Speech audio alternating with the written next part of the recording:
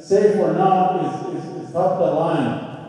If you can show me some tests and stop comparing Arizona to New Mexico to Utah. Arizona's different. Their standard, they have a different standard. New Mexico has a different standard. Utah has a different standard. So you can't all bunch them together. You need to look at those issues. Yeah, the same as the council delegates up there. You can look at it that way. Some school members are that way over there. But here, I was a school board member from 2004 to 2012. The same thing that happened to me. The election administration. There was an 8-year, you can only serve 8 years. They couldn't even decide that. And they changed the law again after the time expired, so that left a lot of school board members. It's all a mess.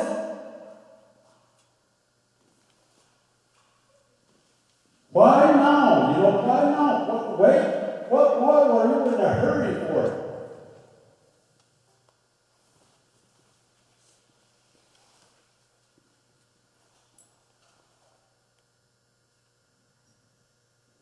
And we have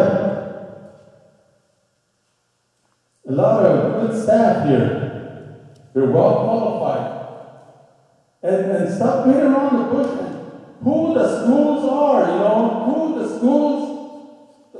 There's 2 schools that are, not being, only 2 good schools that are being up there, and the rest are not doing too well. Which schools, where did we stand? That's a way to measure us, We're one of them. And that's what I wanted to cover here quickly. And I want to thank everyone for listening. I know the weather's not cooperating today, and thank you again. Thank you.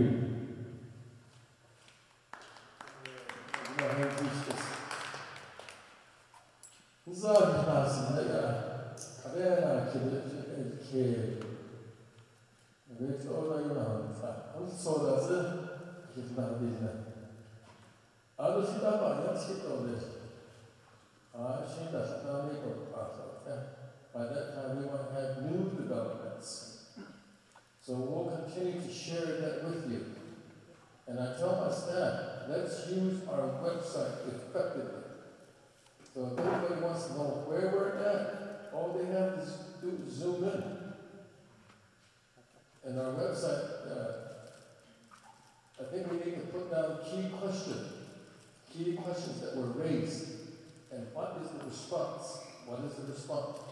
In the PowerPoint yesterday, it was showed that among a lot of schools, a lot of states throughout the United States of America, BIE-funded schools were spending approximately $21,000 per child. Compared to other states, much less. So the question, where did you get your money, your numbers? That doesn't make sense. So afterwards, I talked to the staff person to let them know, hey, we need to illustrate that.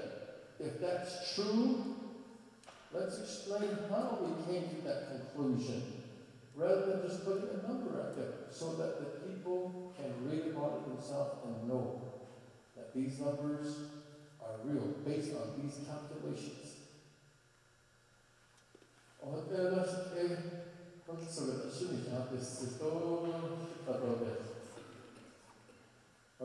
let's go.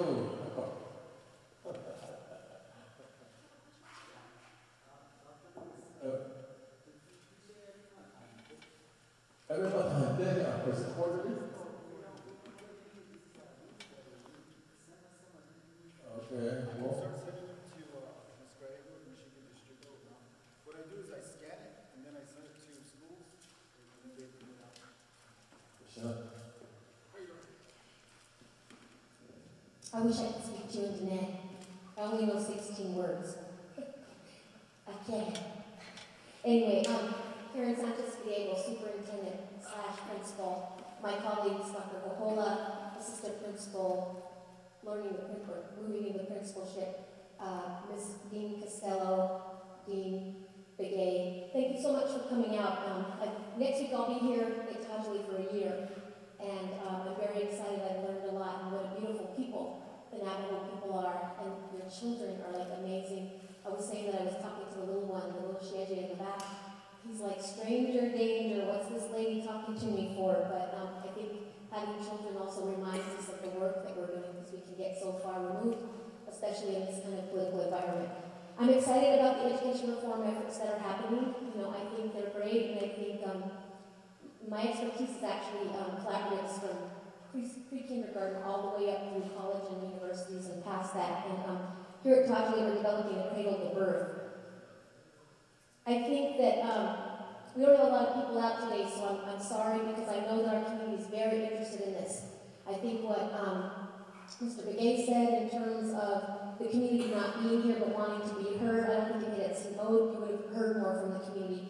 But as the educational leader in this community, I've heard from them their concerns that they're so far removed physically from the Navajo Nation that they feel forgotten and they feel left out. And so to bring them in, we've got to pull them back in, and we need that support, not only from the board. We're very excited that Dr. Lewis, as we came in, he let us nab him and bring him into our office, and we shared with him some of our concerns about being heard, about our board being heard, because they are into some critical action about changes in education.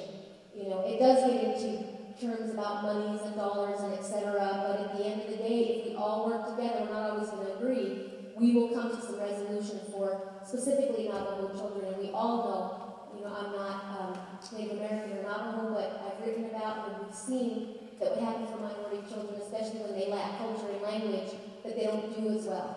So know that we wanna work with you on that. We were very excited. We won't probably be there on Friday, so the board can just. We're very excited about the work that Derek did, and I forgot who was here from the NMDOT. You do the rounds, the instructional rounds with our school. Awesome job. They came in non-judgmental. They worked with us. They went to the classrooms. It was awesome. They were able to see what we were doing and how we're making critical changes. So to me, that's the kind of incredible work that can happen between the Navajo Nation Department of Education. It's going to be the Bureau and the schools, instead of what, in some cases, as I shared with Dr. Lewis, that the community has experienced, right? The reauthorization process for us was very traumatizing to the school district. And in terms of the data, and as a doctor, and also Dr. Bohola, we all know, there's ways to spin data. And the way that it was presented, some of the outcomes that were discussed, and then not having a set, I didn't tell Dr. Lewis this, but not having a set of criteria when we came in to say, this is your criterion reference, and this is what you're going to be based on in terms of your authorization, is devastating to a community of your own people. So, the board has heard this before, but, so I think that also stops communities from what we hear in wanting to participate in a one conceptual piece. It really does. It makes them feel like not heard and things like that. So once again, thank you. Dr. Hola, did you want to say anything? Any of my other team? Good afternoon. I'd just like to say thank you all for attending today's session. And I'd like to introduce myself. She'e Carrie Pohola Yamshia, Skoban Nishne. Swahani Bashichin, Bashini Bashichi, Swarijini, Bashinani, Kudai, Sananishne. And I've been working at this school for a total of about 14 years. And then I left and I went outside into the public school realm and came back recently in June.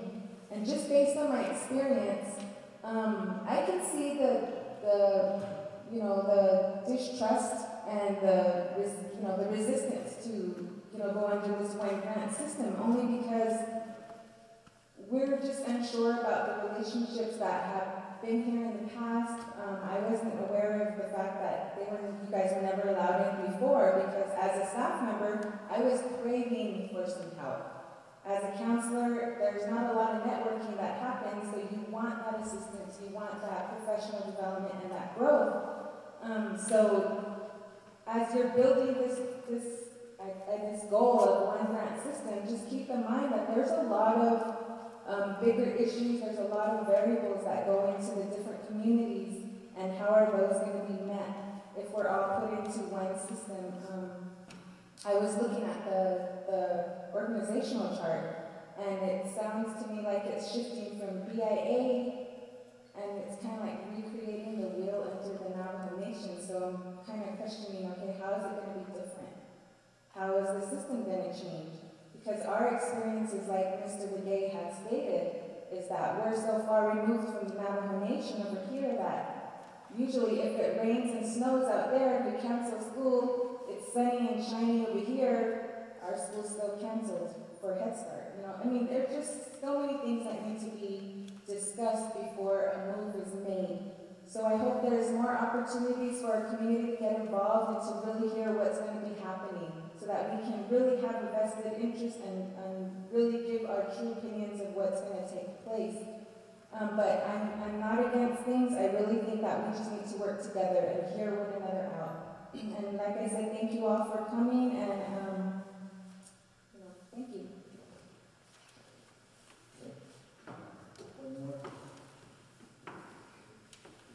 My name is Eric Bay, Kiani,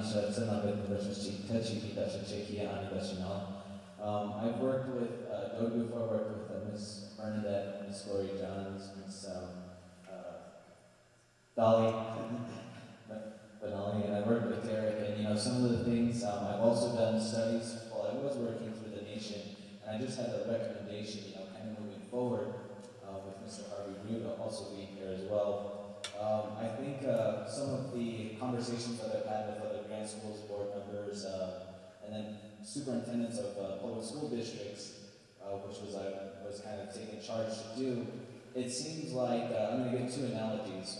If I were running a relay, it seems like I would pick out all the good runners, and knowing my inconsistencies is, I would also have to take that into consideration on who I was picking to run with me. And also the other thing is, if you start building a house, you don't start with the second story.